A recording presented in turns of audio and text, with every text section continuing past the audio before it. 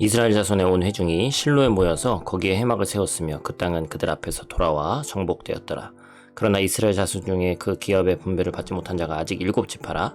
여호수아가 이스라엘 자손에게 이르되 너희가 너희 조상의 하나님 여호와께서 너희에게 주신 땅을 점령하러 가기를 어느 때까지 지체하겠느냐. 너희는 각 지파에 세 사람씩 선정하라. 내가 그들을 보내리니 그들은 일어나서 그 땅에 두루 다니며 그들의 기업에 따라 그 땅을 그려가지고 내게로 돌아올 것이라. 아멘. 샬롬. 오늘도 하나님의 말씀으로 하루를 시작하신 여러분들에게 하나님의 은혜와 평강이 충만하게 넘치시기를 간절히 축복합니다. 오늘 본문의 이제 말씀은 나머지 이 지파들이 있습니다. 나머지 지파들이 한 7지파 정도 되는데 이 7지파들이 아직 기업을 분배받지 못했어요. 그러니까 유다나 요셉 자손이 이 기업을 분배받았는데 나머지 지파들이 아직도 이 가나안 땅을 어떤 그 나눔에 의해서 이제 나눠지지 않고 분배받지 못했단 말이죠. 왜 그렇습니까? 이미 이 요셉이나 유다 지파 쪽에서 좋은 땅이 다 분배됐고 자신들에게는 산지와 척박한 땅들만이 남아있다는 두려움이 있었습니다. 그래서 그 두려움 때문에 그들은 지체하고 있었던 거죠. 인간적인 계산이죠. 하나님이 주신 비전을 망각했기 때문입니다. 우리는 하나님이 주신 비전과 꿈이 있을 때 소망으로 전진합니다. 그 땅이 어떤 땅이냐는 중요한 것이 아니에요. 그런데 시간이 흐르고 여러 장벽과 고난을 만나게 되면서 우리가 온전히 이 땅을 주셨다는 것에 집중하는 것이 아니라 현실의 문제에 더 향하게 되는 것이죠. 계산하게 되는 것이죠. 그래서 우리는 날마다 하나님이 주신 비전을 상기해야 됩니다. 왜냐하면 하나님이 주신 꿈과 비전이 있을 때 우리는 하나님의 일하심을 소망하면서 나아갈 수 있기 때문이죠. 꿈과 비전이 없을 때는 나 스스로 무엇인가를 해야 한다는 부담감에 포기하면서 지체하는 삶을 사는 반면에 하나님의 비전이 있을 때 우리는 즐거움과 기쁨으로 하나님이 주신 꿈을 향해서 달려갈 수 있기 때문입니다. 대표적으로 이제 요셉도 하나님이 주신 꿈을 기억하며 힘든 순간을 견뎌낸 사람이죠. 창세기 45장 말씀을 보면 형들을 만난 요셉이 뭐라고 표현합니까? 참 고난이 있었지만 이 고난이 있었던 이유는 당신들보다 당신들을 구원하기 위해서 하나님이 나를 먼저 보내셨다. 이렇게 얘기하잖아요.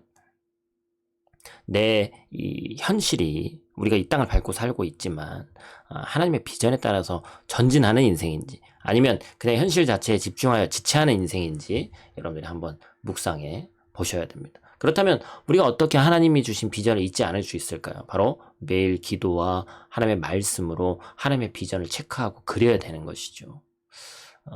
결국에는 이 지체하고 있는 7지파에게 여호수아가 명령하죠. 뭐라고 합니까? 그 땅을 두루 다니면서 그 땅을 그려가지고 와라. 하나님이 주신 비전에 따라서 구체적으로 우리가 해야 할 일, 그냥 가만히 있으면 안 된다는 것이죠.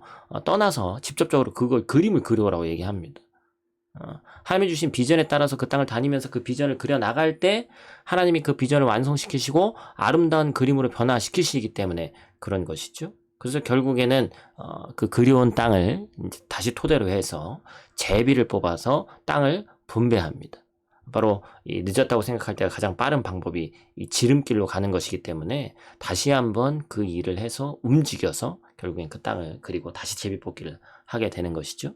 그렇다면 우리 삶에 가장 확실한 것이 뭐예요? 바로 하나님 뜻대로 순종하는 겁니다. 그래서 여호수아는 여호와 하나님 앞에서 제비를 뽑았습니다. 이것을 오늘을 살고 있는 우리에게 직접적으로 적용하기 쉽지는 않죠. 제비 뽑기라는 것이. 그러나 이때 당시의 사람들은 이것이 하나님의 뜻을 아는 방법이었다라고 생각했기 때문에 전적으로 맡기면서 제비를 뽑았습니다.